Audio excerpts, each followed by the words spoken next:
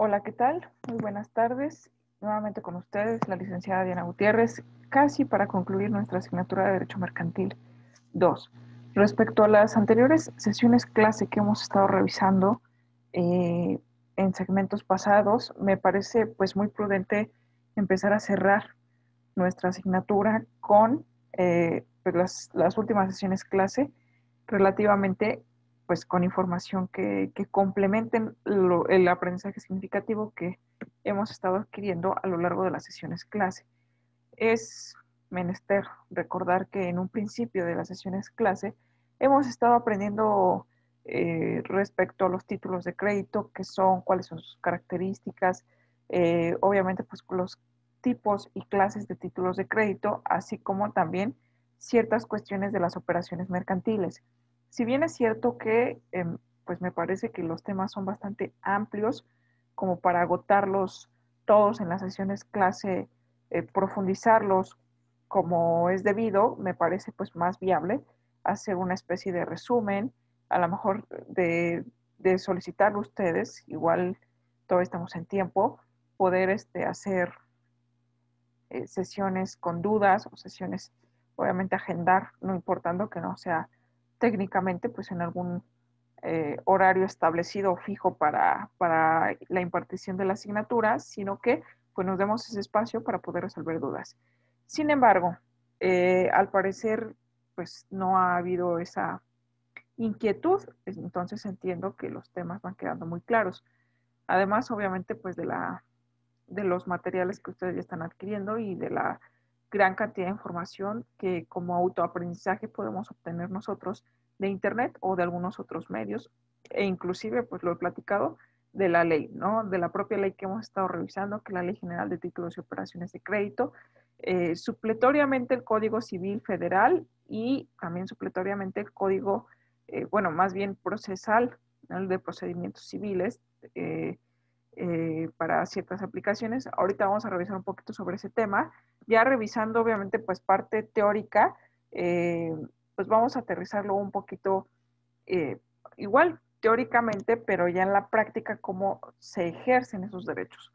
Entonces, a través de procedimientos judiciales, en los cuales, pues ya sabemos, ¿no? Que tenemos a lo mejor títulos de crédito, que son documentos que representan, obviamente, el valor de una cantidad determinada de dinero, pero ¿cómo ejecuto esos títulos? Por ahí mencioné en algún momento pues las acciones cambiarias directas y acción cambiaria en vía de regreso. Espero pues que haya quedado bastante claro, pero no son las únicas acciones en la vía mercantil que podemos iniciar tratándose de actos comerciales, bueno, de entre comerciantes, a lo que me refiero como comerciales, o actos pues de naturaleza mercantil. También hay una teoría, de repente obviamente también es importante conocerla, respecto a los actos civiles y mercantiles, qué vía es la adecuada para poder iniciar un proceso, qué tipo de proceso. Entonces todo esto lo vamos a ir revisando en la sesión clase de hoy y teniendo en consideración que pues en la última sesión clase pues vamos a hacer un repaso de todo lo visto a manera de resumen para que podamos pues concluir, creo que pues significativamente la asignatura respecto a los temas que abordamos en cada una de las sesiones clase que hemos estado viendo en Derecho Mercantil 2. Bien, sin más preámbulo, voy a compartir un material que tengo para ustedes. Nada más lo encuentro.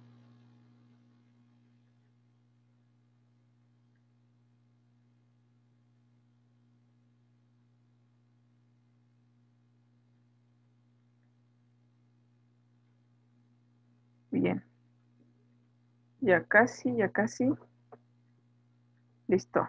Ya tengo bastantes pestañas abiertas. Bien, pues tenemos este material respecto al título, creo que nos vamos a dar una pequeña idea que se refiere a juicios mercantiles. Entonces, repito que evidentemente no solamente es necesario conocer el tipo de derecho que tenemos, sino también la manera adecuada en la cual podamos ejecutarlo. Esto es a través de juicios mercantiles. técnicamente, diversos autores, creo que ahí es donde difieren un poquito respecto a llamar juicio mercantil, cuando la palabra juicio, obviamente, pues relata o se trata sobre pues una decisión, una resolución judicial. No hay juicio, obviamente, si no hay juez.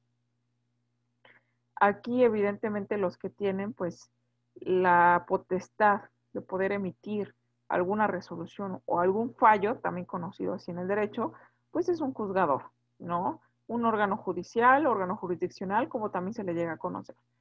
Entonces, quiere decir que el juicio viene al final, ¿no? Después de todo un proceso, una valoración de pruebas, un proceso pues mixto, podría decirlo con gran certeza, porque pues conlleva un proceso escrito y un proceso oral. En la parte oral, y sobre todo en materia mercantil, eso está muy, muy interesante. Eh, bueno, vamos a tratar de agotarlo, aunque sea en la última sesión clase, pues corresponde a, obviamente, pues a incluso juicios ejecutivos orales, ¿no? En materia mercantil. Juicios orales mercantiles, juicios ordinarios, juicios especiales, y bueno, cada uno de ellos tiene su impacto, su razón de ser respecto a la legislación mercantil y también respecto a una resolución. No todos los procesos tienen que ser de la misma manera. Unos son distintos de otros, sin embargo, pues vamos a resolver qué los hace distintos unos a otros y pues a manera de resumen vamos a verificar primero creo que los antecedentes o preliminares para poder conocer pues esos juicios mercantiles, para algunos otros procesalistas, procedimientos o procesos mercantiles. ¿Sale? Entonces, acorde a las leyes mercantiles mexicanas. Bien, porque nosotros podemos estar buscando a lo mejor pues juicios mercantiles o de alguna otra índole en Internet y obviamente pues Internet interconecta a muchos países, ¿no? Eso quiere decir que hay información de todos lados. Para nosotros la facilidad de Internet pues es acceder a información de otros sitios. Entonces, lo importante es observar que sean páginas mexicanas o que evidentemente pues sea la ley mexicana lo más importante, ¿no? Porque de repente nos podemos encontrar con figuras similares, pero de otra legislación o aplicable en otra, ya no entidad, ¿no? Si fuera entidad de la República, bueno, pues todavía, pero en otra entidad federativa. Entonces, pues vamos a comenzar con esta pequeña introducción que incluso ya nos menciona o nos fundamenta un artículo en particular. Por supuesto que del Código de Comercio, mismo que también podemos encontrar de forma actualizada en nuestra plataforma, pues para que vayan descargando la información que está, para que la tengan guardada en la biblioteca virtual y pues tengan a la mano esa información para cuando la quieran consultar. Los juicios mercantiles tienen su regulación jurídica en la ley mercantil, pero si ésta es omisa o reglamenta incompletamente su tramitación, perdón, procede la aplicación supletoria de los códigos de procedimientos civiles de los estados, tal como dispone el artículo 1054 del Código de Comercio. Entonces, lo que acabo de leer, pues es básicamente lo que en un principio les comenté a manera de preámbulo. Obviamente, pues la aplicación supletoria. ¿Qué quiere decir supletoria? Cuando una ley no contiene ciertas especificaciones respecto a ese tipo de juicios, recordamos que obviamente pues el derecho más antiguo es el derecho civil. Entonces, en el derecho civil es como una técnica o distintas técnicas que se han ido puliendo a través del tiempo y que de alguna manera pues es una de las leyes más completas, ¿no? La legislación civil, por lo menos la de nuestros antecedentes, la grecorromana, pues es una de las principales, ¿no? De ahí posteriormente se empezaron a analizar pues diversas ramas del derecho, tales como el derecho mercantil. Y obviamente pues del derecho mercantil nacen estas figuras, pero de naturaleza distinta, tal y como lo menciona la especialización que les acabo de mencionar. Ahora, La lectura del artículo 1054 del Código de Comercio a la letra narra, en caso de no existir convenio entre las partes sobre el procedimiento, ojo con esto porque nos está refiriendo a un procedimiento, ante los tribunales en los términos de los anteriores artículos, por supuesto que habría que revisar los artículos previos al 1054. Salvo que las leyes mercantiles establezcan un procedimiento especial, aquí nos da pauta para saber, obviamente, pues conocer que existen procedimientos especiales, obviamente a la par que ordinarios, etcétera, ejecutivos, menciona, o una supletoriedad expresa, ¿no? Que suple de alguna manera lo que no contiene la ley mercantil, pero de forma expresa, es decir, que la ley misma nos indique o no nos indique, a falta de que nos indique algunas ciertas cuestiones de forma procesal, pues poderlo suplir con las leyes, justamente como es supletoriamente el Código Federal de Procedimientos Civiles, y en caso de que no se regule, que no regule suficientemente la institución cuya supletoriedad se requiera, la ley de procedimientos local respectiva. Aquí hay un tema interesante que creo que nos va a arrojar casi al final de la diapositiva, pero me gusta que pues de una vez lo vayamos anunciando, que es eh, la concurrencia jurisdiccional, ¿no? ¿A qué se refiere este término, este par de palabras? Bueno, concurrencia, creo que podemos hacernos una idea en una palabra, evidentemente, pues que podemos concurrir. Regularmente, pues nos referimos de forma coloquial a ciertos lugares, y esto aplica pues a nuestro criterio y a nuestra voluntad. Es obviamente pues la concurrencia de gente que hubo en tal evento político, por ejemplo, ¿no? O tal concurrencia que tuvo tal movimiento X. Bueno, eso implica evidentemente pues un cúmulo de gente en un lugar, eh, y tiempo determinado, ¿no? Espacio temporal que lo podemos catalogar de dicha manera, ¿no?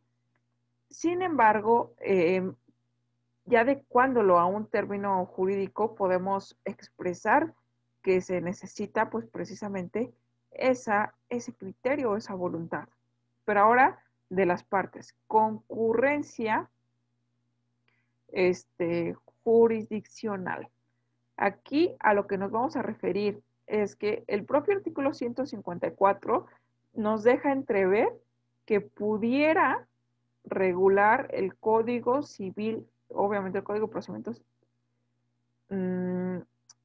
Civiles Federal, o el de las entidades federativas, que es el Código de Procedimientos Civiles de cada una de las localidades, ¿no? Evidentemente de la que se trate. Si es un negocio que se está llevando o que se pudiera llevar por razón de los domicilios, de los inmuebles, bueno, por la razón de competencia territorial que pudiera corresponder en la Ciudad de México, por ejemplo, en el Estado de México, en el Estado de Jalisco, pues por supuesto entonces nos apegaríamos a la legislación procesal civil de cada uno, bueno, del Estado que nos toque en particular, no de cada uno, sino del Estado que nos toque en particular por razón de domicilios de las partes, razón de ubicación de los bienes muebles o inmuebles. Obviamente los muebles pueden ser movibles, pero los inmuebles, esos justamente como su nombre también nos indica, son inamovibles, y pues es una de las características para poder fijar la competencia. Así lo marca la ley. Pero entonces nos deja entrever que puede existir una u otra.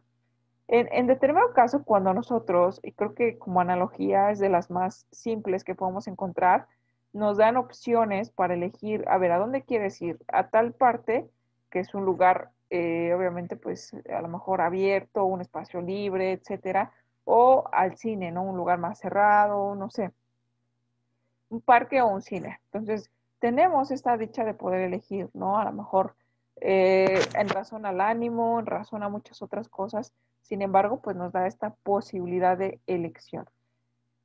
Creo que de alguna manera la propia ley nos da esa pauta para que podamos, o obviamente pues no tan abiertamente elegir dónde, pero sí nos puede dar esa posibilidad de elección. A eso se le llama jurisdicción concurrente. ¿Sale? Eso de una forma, creo que rápida, ahorita le vamos a dar lectura, de una forma pues más doctrinal. Menciona según criterio del procesalista Zamora Pierce, la falta de una diferenciación clara entre el derecho civil y el mercantil impide, en un momento dado, precisar la vía adecuada para demandar y, en su caso, si se pueden ejercitar conjuntamente acciones civiles y mercantiles. Punto y aparte. Creo que aquí quiero hacer una pausa para mencionar que, como lo he venido diciendo o manifestando, el derecho civil pues es el de los más antiguos, de esa materia que abarcaba o que trató de abarcar bastante, pues bastante lo que ahora se conoce como especialidades. Evidentemente el comercio era regido por el derecho civil. Entonces las leyes civiles regían sobre los actos mercantiles, ¿no? Lo que obviamente con el tiempo se realizó como una especialización y se separó la ley. Pero eso no deja de decir o deja de, obviamente, de dar esa pauta de que el derecho civil pues está muy involucrado con también actos mercantiles. Entonces, hay ciertos actos jurídicos, recordando pues de manera breve que un acto jurídico es aquella manifestación externa de la voluntad del individuo, por supuesto en la sociedad, que causa consecuencias, ya sea en el campo de algún derecho, ¿no? Del derecho civil, del derecho mercantil, del derecho de familia, del derecho penal, etcétera. Siguiendo esta pauta, entonces podemos encontrar que pues existen actos civiles que son sumamente parecidos a los actos mercantiles, solamente pues que hay que diferenciar. Evidentemente pues claramente la competencia, yo lo diría de esa manera. Bueno, ahora, continuando con la lectura de la diapositiva, mencionamos que para concluir, si se está frente a una controversia de carácter mercantil, deben analizarse diversos ordenamientos legales, fundamentalmente el Código de Comercio, el cual en su artículo 1049 establece que los juicios mercantiles tienen por objeto ventilar y decidir las controversias conforme a los artículos cuarto o 4, 75 y 76 se dividen los actos comerciales. Estos artículos son bastante claves, ¿no? Para definir, evidentemente, pues la línea que iríamos siguiendo. Si demandaríamos, como lo menciona este procesalista, en una vía civil o demandaríamos en una vía mercantil. Bien, para poderlo, pues, apreciar o profundizar de una mejor manera, me permití, pues, ponerles el artículo cuarto del Código de Comercio. Menciona que las personas que accidentalmente, con o sin establecimiento fijo, hagan alguna operación de comercio, aunque no son en derecho comerciantes, por tanto, los derechos comerciantes, quedan, sin embargo, sujetas por ella a las leyes mercantiles.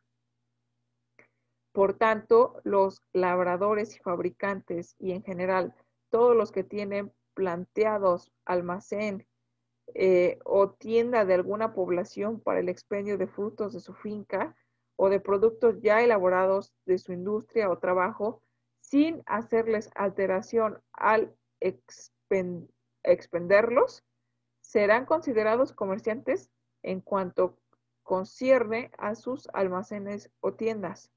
De la simple lectura del artículo, de dicho artículo, pudiera considerarse fácil delimitar los juicios mercantiles, aun cuando en la práctica no resulte así, en virtud de que el Código de Comercio no establece con precisión qué es un acto de comercio. Tal ordenamiento solo señala que en su artículo 75 qué actos reputa como comerciales y hace una larga lista para concluir en la fracción 25ª, que son comerciales, cualesquiera otros actos de naturaleza análoga. Bueno, si nos metemos un poquito a la interpretación, obviamente pues de tanto del artículo 4 del Código de Comercio, como de esta pequeña interpretación también por escrito que coloco en este sentido, podemos entender que evidentemente pues pudiera resultar sencillo poder diferenciar actos civiles de los mercantiles, pero no lo es así. Tan, tan cierto es que obviamente pues en la práctica ya podríamos llegar a confundir pues las cuestiones, ¿no? Creo que he sido bastante puntual en poderles pues dar esa claridad respecto a la distinción de actos civiles con los mercantiles y creo que sigo en la misma línea. Hay que revisar el ánimo con el que se está realizando el objeto o fin, creo que es fundamental para poderlo decidir. Porque aquí menciona que evidentemente en el artículo 4, los artículos que lleguen inclusive a ser claves como el 75, 76 del Código de Comercio, que tampoco no son bastante claros, solamente se reputan como actos mercantiles los siguientes. Y te menciona una larga lista, que hasta el último también te da la pauta para interpretar que cualquier otro acto pudiera considerarse como un acto mercantil, pero no es menester ni es necesario. Entonces, pues podría ser también un acto civil, ¿no? O un acto mixto. En un momento más referimos cuáles son los actos mixtos, ¿no? ¿Qué tal participa? Evidentemente, quien tiene ya la calidad de comerciante, no sé si en algún punto ya vimos esta parte o agotamos esta parte, pero obviamente pues también a quién se considera como comerciantes. Me hizo recordar muchísimo este artículo 4 porque está muy cercano al que necesitamos conocer para saber qué se entiende por un comerciante. Este artículo 4 es muy preciso en mencionar las personas que accidentalmente, sobre todo esto antes de la coma, dice con o sin establecimiento fijo, etcétera, pero accidentalmente hagan alguna operación de comercio, aunque no sean comerciantes, van a quedar sujetos al derecho mercantil. A esto se refiere con la parte accidental, ¿no? Es decir, a lo mejor realicé una operación mercantil, pero yo no soy comerciante, yo soy profesionista. Sin embargo, pues si realicé un acto mercantil, quedo sujeta a las disposiciones mercantiles, ¿no? Entonces, bueno, ¿en qué momento saber si dentro de mis funciones, dentro de mis facultades, dentro de mis quehaceres cotidianos, realizo un acto civil o va a ser un acto mercantil?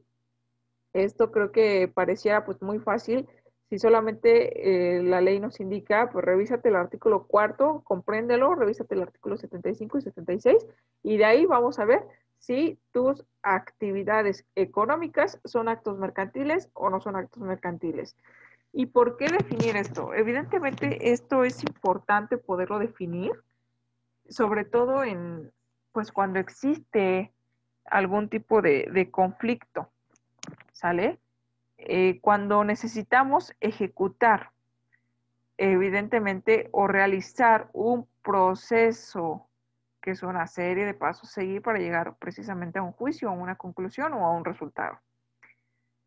Entonces, pues, ¿dónde iniciar? ¿En la vía civil o en la vía mercantil? Creo que de primera instancia es muy importante conocer por qué vía se trataría. Claro, esto pues también lo tiene que validar pues un órgano judicial, ¿no? En relación pues tus bases, ¿no? En qué te estás basando pues para poderlo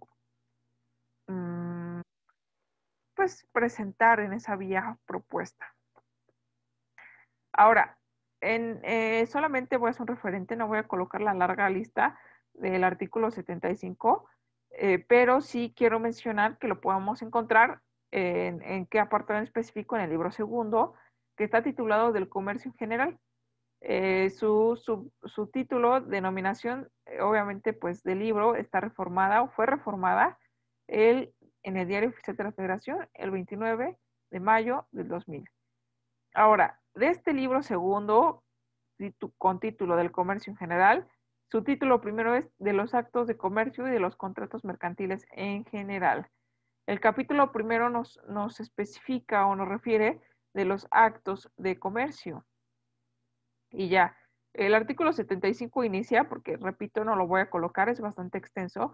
La ley reputa actos de comercio, una larga de 25 fracciones de este articulado.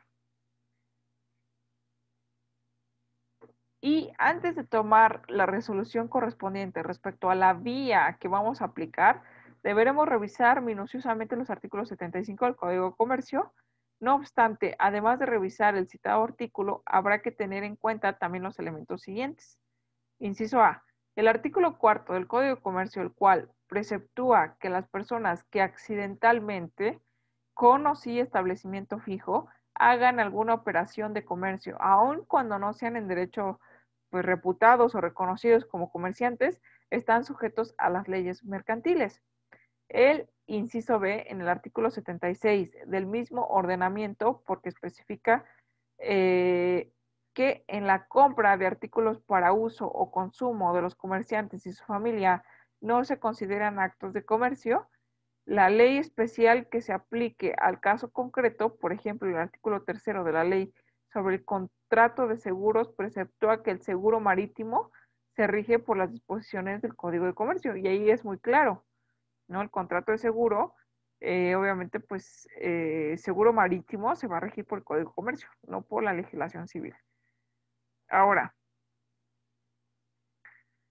el inciso C, pues creo que es también un poquito claro respecto a que si se trata de actos mixtos, a lo que me refería hace un momento, que tengan un poquito de alguno, pero también algunas bases que o señales inequívocas que pertenece a otro derecho o a otra especialidad. Es decir, aquellos en los que intervienen en la celebración de un acto dos partes, una de las cuales celebra un acto mercantil y la otra un acto civil, la controversia debe dirigirse según las leyes mercantiles de conformidad con el artículo 1050 del Código de Comercio reformado recientemente. Acerca del último inciso, cabe aclarar que algunos abogados señalan que, debido a la reforma del citado precepto, ya no existen los actos mixtos.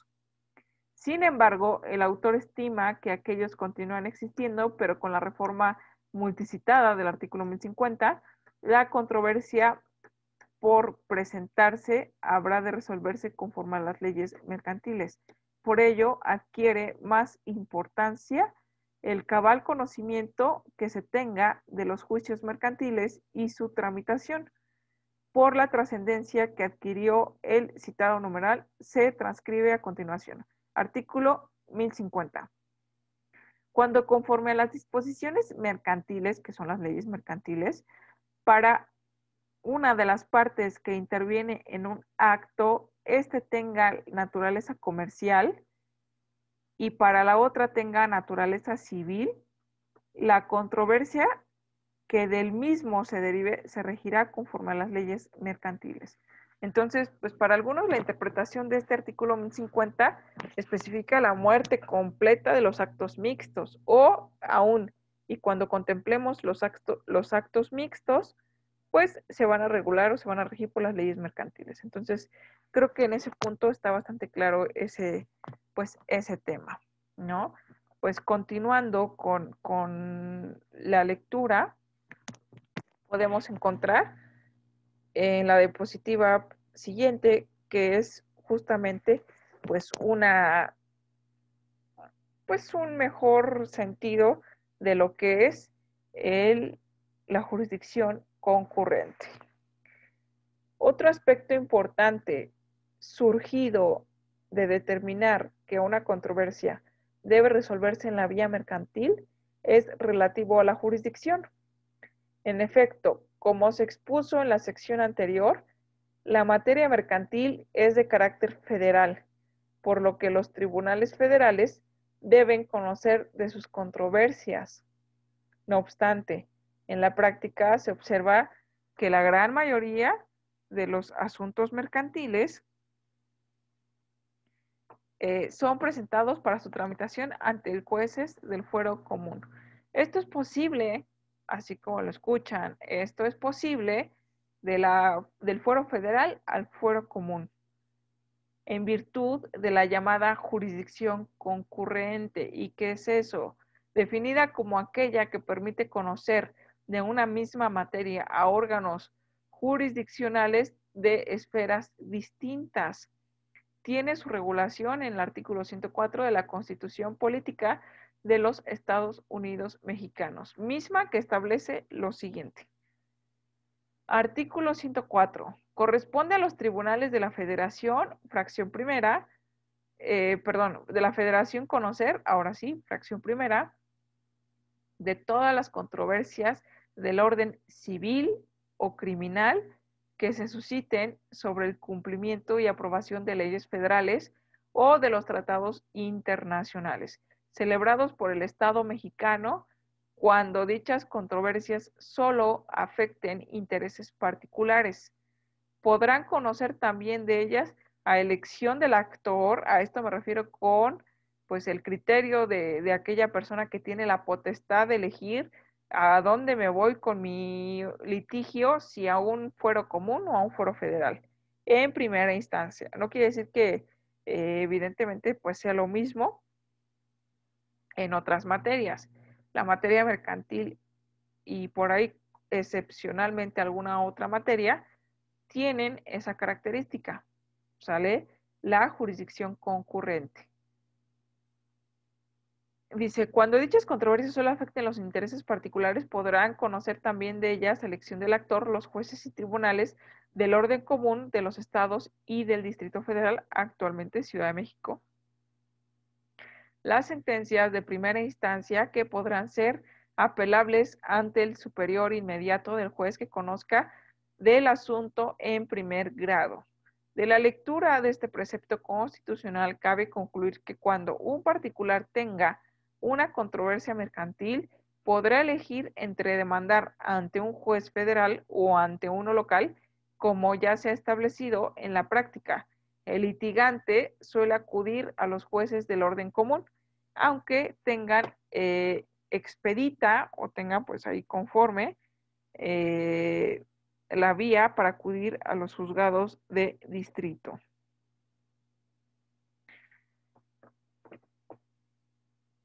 Un ejemplo práctico ayudará a comprender mejor lo señalado. Una sociedad mercantil tiene un conflicto con una empresa de vías generales de comunicación que no ha podido resolver amistosamente. Y esto, bueno, pues ya no lo coloqué en la última diapositiva, pero al efecto, pues evidentemente las vías de comunicación, pues son vías federales. Entonces,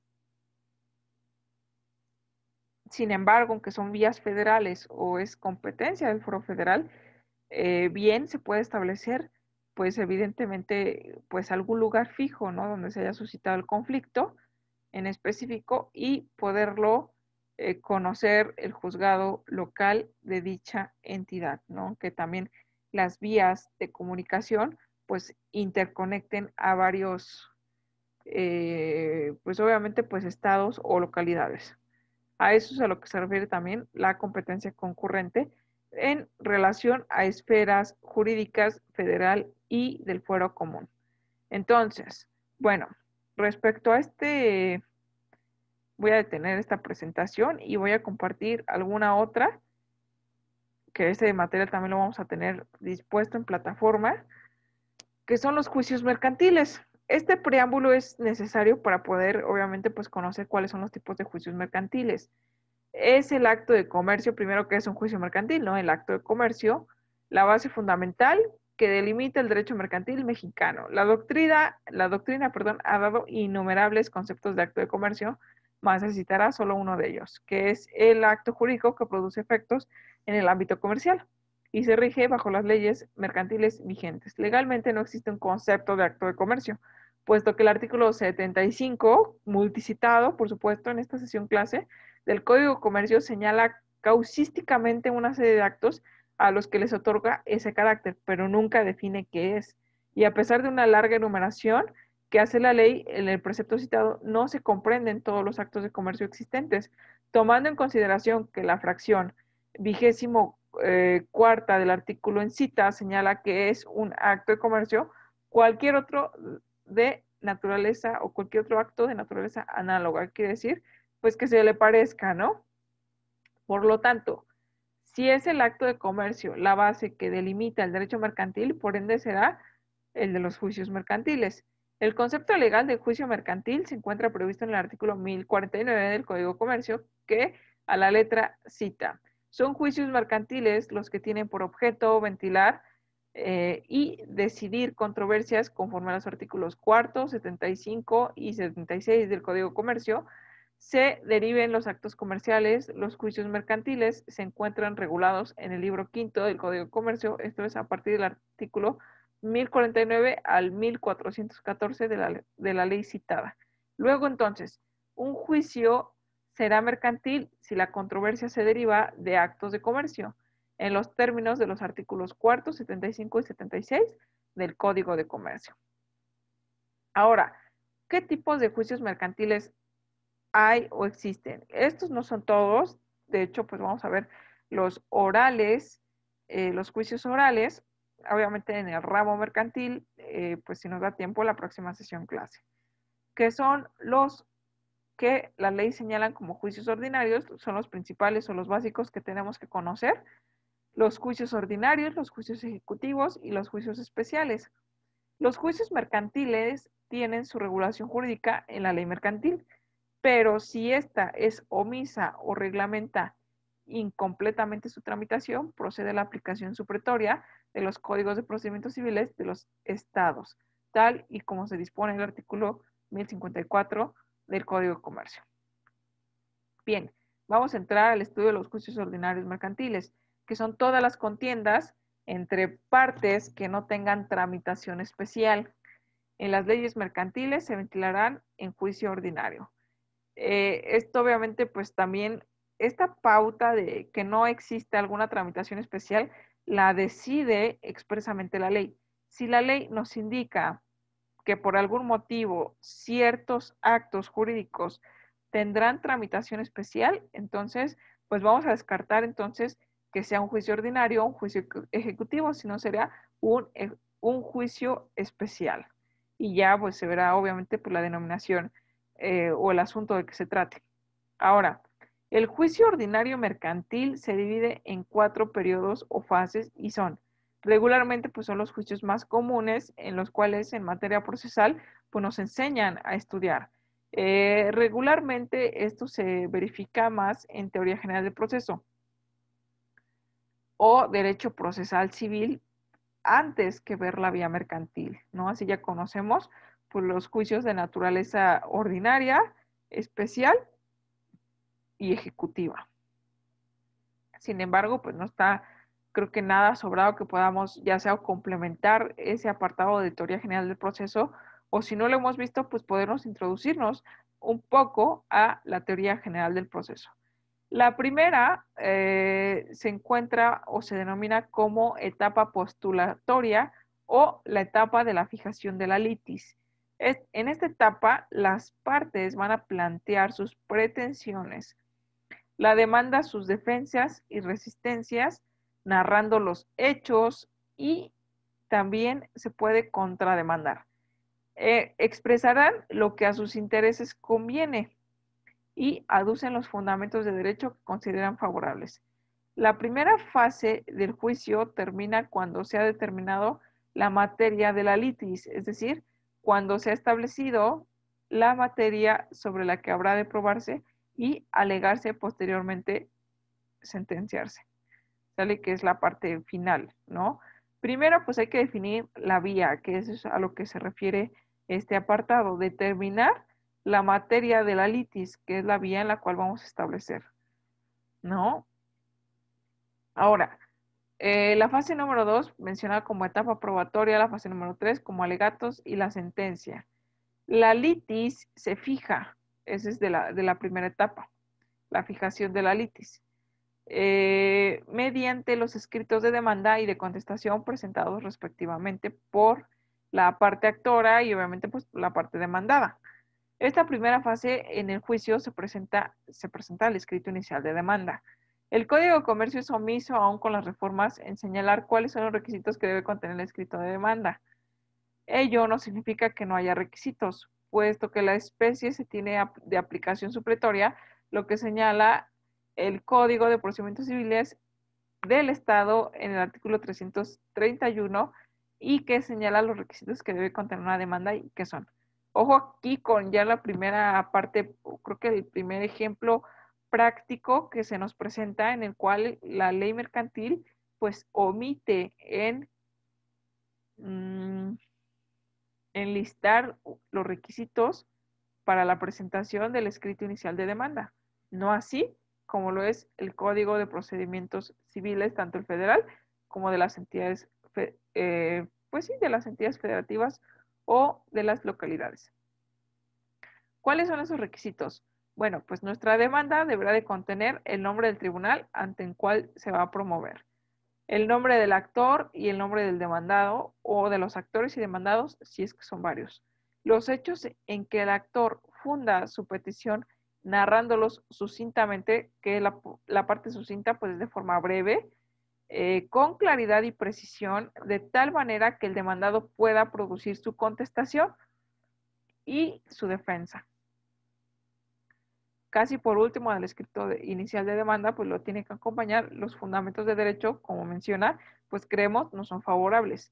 Los que se pide designándolo con exactitud en términos claros y precisos. Debe de cuidarse que la demanda no sea oscura, irregular, puesto que de ser así, el juez debe pronunciar un auto preventivo indicándole al actor los defectos de su demanda en un término de que obviamente pues los corrige en un término de 3 días atendiendo a lo dispuesto en la fracción octava del artículo 1079 del Código de Comercio, que es cuando tenemos, obviamente, a nuestro escrito inicial de demanda, lo primero que recae, pues va a ser un acuerdo. En ese acuerdo, así se le denomina, también se conoce como proveídos, también se conoce como autos. Auto, acuerdo y proveído es exactamente lo mismo, que es una resolución de trámite del juzgado, en el cual pues está dando respuesta a nuestra solicitud inicial, en este caso pues de demanda, ¿no? En el cual pues te dice la demanda, si tu demanda es oscura, irregular, pues te va a señalar los defectos de tu demanda y te va a solicitar que los corrijas en un término de 3 días. Evidentemente te va a percibir que es como eh, prevenirte de lo que se viene en caso de que no se cumpla. Te prevengo para que en el término de 3 días subsanes esto, esto y esto. Ya señalará los puntos precisos que hay que añadir o que hay que aclarar en el escrito de demanda.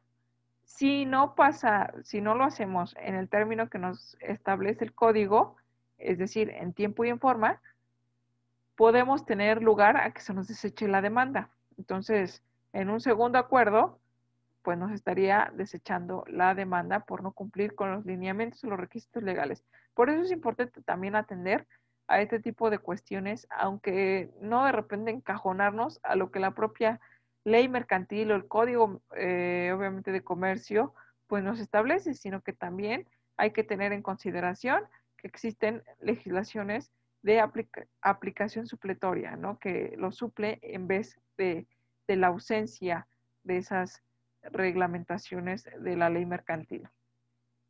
Ahora, también pudiera ser, ¿no? Que mi demanda no sea oscura, no sea irregular y me sea admitida en ese primer acuerdo o en ese primer auto, en ese primer proveído, ¿no? Que se me admita y que se ordene ahí emplazar y notificar a la parte demandada, que ahí también tiene su chiste. El emplazamiento es otorgar un plazo para que pueda darle contestación a la demanda. Ahí sí, como dicen, contestar la demanda, poner sus defensas y sus excepciones y obviamente pues también narrar sus hechos. Bueno, en realidad sería responder, ¿no? Es como estarnos respondiendo de forma escrita y posteriormente de forma oral respecto a lo que en torno pues se conoce como la demanda. Y la notificación es, bueno, pues darte por enterado de que existe un procedimiento en tu contra. Al respecto es necesario precisar si se está siguiendo un juicio atendiendo a lo señalado en la ley mercantil para el procedimiento antes de las reformas de mayo de 1996 o con posterioridad a estas, puesto que los documentos que se acompañan a la misma demanda y en uno en otro son supuestos, obviamente pues en uno y otro supuesto pues van a diferir, que es el de la demanda y el de la contestación pues tienen que ser controvertidos.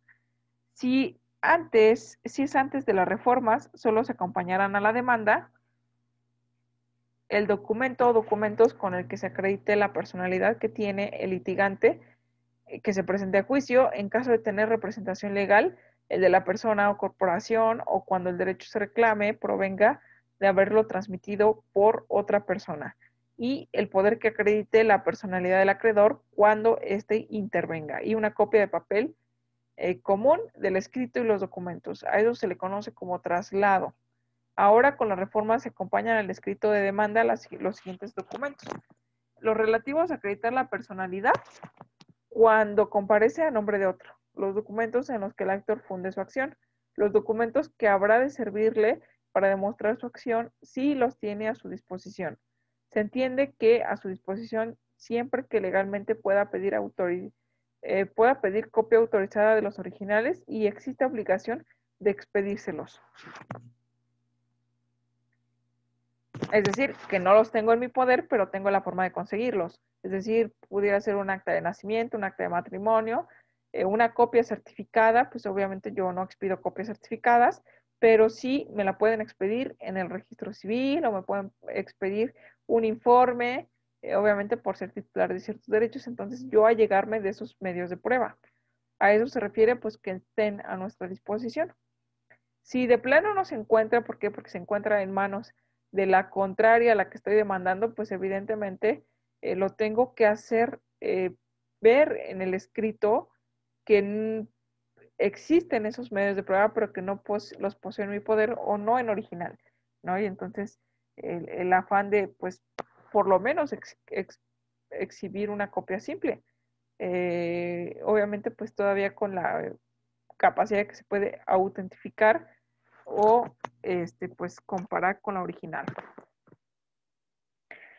Ahora, en caso de que el actor, perdón, no tuviera en su poder por las documentales que le habría de servirle como prueba, debe acreditar en la demanda que ha solicitado su expedición con copia simple sellada por el archivo, protocolo o dependencia donde obren los originales. Si el actor no tuviera a su disposición los documentos, lo hará saber así al juez, declarando bajo protesta de decir verdad, no poderlos presentar para que el juez ordene su expedición a costa del interesado. Por lo tanto, la prueba documental debe presentarse o ofrecerse en el escrito de demanda, puesto que de lo contrario no será admitida, salvo se trate de pruebas supervinientes. ¿Qué quiere decir? Bueno, aquí hago una pequeña pausa para mencionar que es una prueba superveniente. Son las pruebas que se ofrecen fuera de la etapa probatoria o fuera del lugar del lugar, tiempo y modo en el cual se tienen que ofrecer procesalmente. Es decir, yo no puedo tener ya casi estar llegando a la sentencia y que se me ocurra ofrecer una prueba de último momento. ¿Por qué? Porque eso no será una prueba superveniente. Sino las pruebas supervenientes tienen la calidad de que yo desconocía de su existencia y mientras el transcurso del tiempo del proceso se dio, esta prueba apareció, tuve desconocimiento y en ese momento la oferto al juzgador, pues para que tenga una mejor claridad en cuanto a su decisión. También en la demanda el actor debe señalar el nombre y domicilio de los testigos que hayan presenciado los hechos contenidos en la demanda y presentar las copias simples necesarias a la demanda y de los documentos presentados para correr traslado.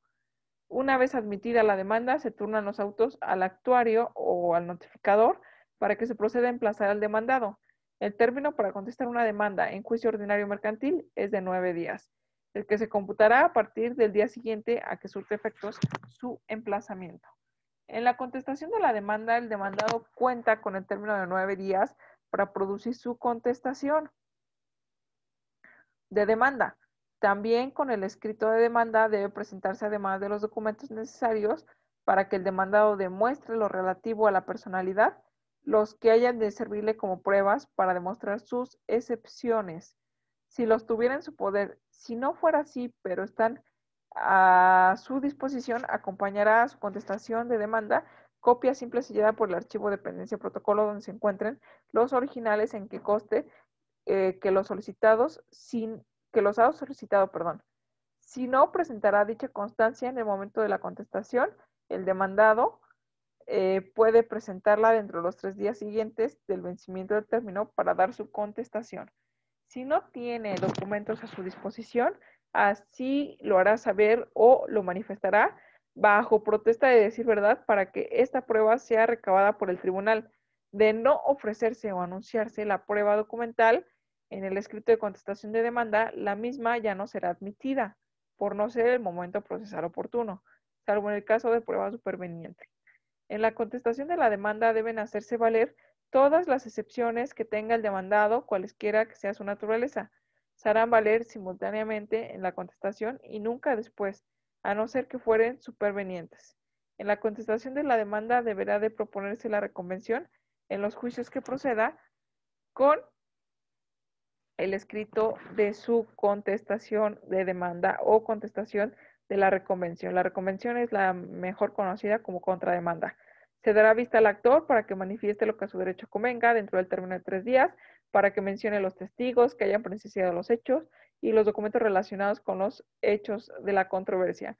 Una vez que se han producido la contestación de la demanda o de la reconvención, si la hubo, concluye la etapa postulatoria y se pasará a la etapa probatoria. Es importante señalar que el juicio debe abrirse a prueba, independientemente de que se conteste la demanda o no. ¿Cuál es el término de prueba? La apertura del juicio a prueba requiere de una manifestación de la potestad del juez, es decir, dicta un auto mediante el cual ordena el juicio se abra prueba. El término de prueba se fijará a petición de la parte o de oficio. En los juicios ordinarios mercantiles, el juez tiene la facultad discrecional, es decir, que él decide de abrirle juicio a prueba, así como para cuantificar los días en que correspondan a ese periodo probatorio. Tal facultad está orientada por dos factores objetivos y son atendiendo a la naturaleza y la calidad del negocio. Se precisa que el término de prueba se hará hasta por 40 días, señalándose los primeros 10 días del mismo para su ofrecimiento de pruebas y los 30 días restantes para su desahogo. Más como la ley le concede al juez la facultad de cuantificar los días que le corresponden al periodo probatorio, bien puede abrir el juicio a prueba por un término menor a los 40 días, por lo que cuando se acontezca, el juez debe procurar que se le conceda un término en la misma proporción para el ofrecimiento de prueba y otro para el desahogo. Esto es una proporción de 3 a 1. 3 partes para su desahogo y una para su ofrecimiento. Lo anterior, tomando en consideración que el periodo de pruebas se desenvuelve en 3 etapas, por el ofrecimiento de sus pruebas por las partes, por la aceptación del juez y para su desahogo. Bien, me parece que por el tiempo lo vamos a dejar aquí, pero los temas subsiguientes son prórroga del término de prueba, término extraordinario de prueba, que creo que estos son ya evidentemente sí cuestiones más procesales, juicio ejecutivo mercantil, la calidad del juicio ejecutivo, ya por ahí vimos el juicio, obviamente pues la vía cambiada directa, la vía cambiada de regreso, etcétera.